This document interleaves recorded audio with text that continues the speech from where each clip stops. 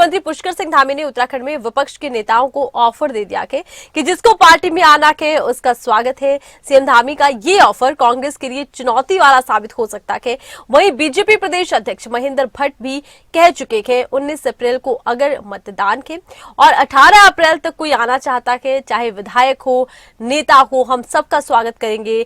तो वहीं कांग्रेस के नेता इस बात को लेकर चिंतित भी नजर आ रहे हैं, जिसको लेकर कांग्रेस प्रदेश अध्यक्ष करण माहारा ने कहा कि जितने भी कांग्रेस नेताओं को बीजेपी में शामिल करवाया जा रहा है उन्हें जेल और मुकदमों का डर दिखाकर ही बीजेपी में शामिल किया गया है।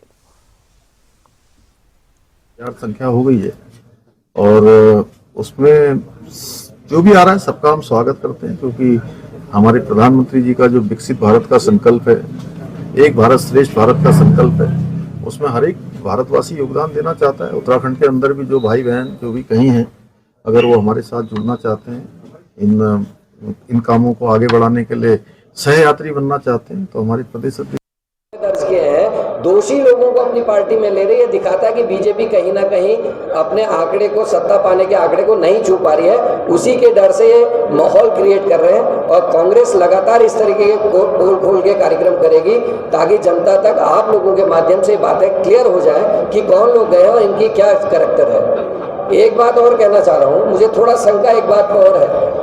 कल जब भंडारी जी ज्वाइनिंग कर रहे थे तो महेंद्र भट्ट जी हर ज्वाइनिंग में उपस्थित रहते हैं, लेकिन राजेंद्र भंडारी की ज्वाइनिंग में महेंद्र भट्ट जी उपस्थित नहीं थे। कहीं ना कहीं कुछ अंदर खाने शंका पैदा करता है। और ज्यादा जानकारी के लिए रुक करते हैं खबरें अभी तक की उत्तराखंड ब्यूरो राजशफात का। राजशफात, देखिए पार्टियों में अब दौर एक चल रहा है दल बदल का। इधर कांग्रेस को खुला ऑफर खुद सीएम देते नजर आए हैं कि जितने नेता चाहें हमारी पार्टी में आ सकते हैं।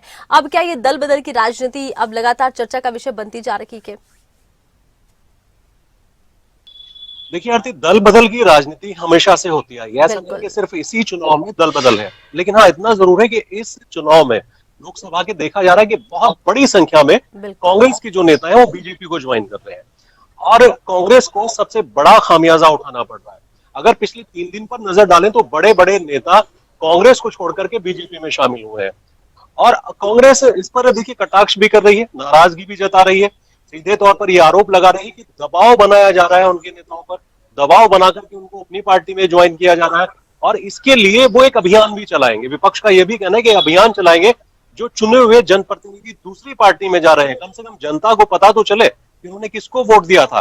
तो इस तरह के जो आरोप है वो विपक्ष ने भी लगाए हैं। लेकिन अब मुख्यमंत्री पुष्कर सिंह धामी ने भी अपना बयान दिया है। ये बयान भी चर्चाओं में कि 19 अप्रैल को वोटिंग होगी और उससे पहले 18 अप्रैल तक कोई भी कार्यकर्ता अगर आना चाहे दूसरी पार्टी का तो उसका स्वागत है। तो इस तरह का स्वागत हमेशा देखिए चुनाव में होता रहा है, लेकिन इस चुनाव में जो नुकसान है वो सबसे ज्यादा कांग्रेस का नुकसान हो रहा है। जो बड़े नेता हैं या कार्यकर्ता हैं वो पार्टी को छोड़ छोड़ करके जा रहे हैं और ऐसे में मुख्यमंत्री का बयान या दूसरे बीजेपी नेताओं का बयान ये कांग्रेस की चिंता का सबब बन सकता है, कांग्रेस की चिंता को और ज्यादा बढ़ा सकता है। आरती,